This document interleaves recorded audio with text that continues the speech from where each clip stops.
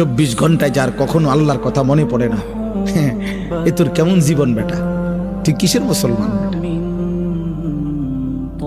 24 ঘন্টায় যার একটা সেজদা দিবার কথা মনেই আসে না, মনেও পড়ে না, এটা মানুষ না জানোয়ার? জিজ্ঞেস করা দরকার, বুঝলেন না?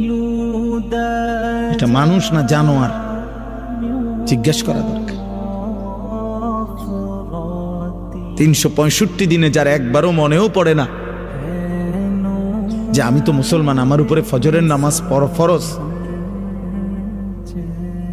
এক বছরে, এটা কিসের মানুষ? এটা কিসের মুসলমান? কিসের মুসলমান? ভাত খায়, ঘুম যায়, পেশাব পায়খানা করতে, তো এগুলা তো সকলেরই পূরণ হয় বেটা।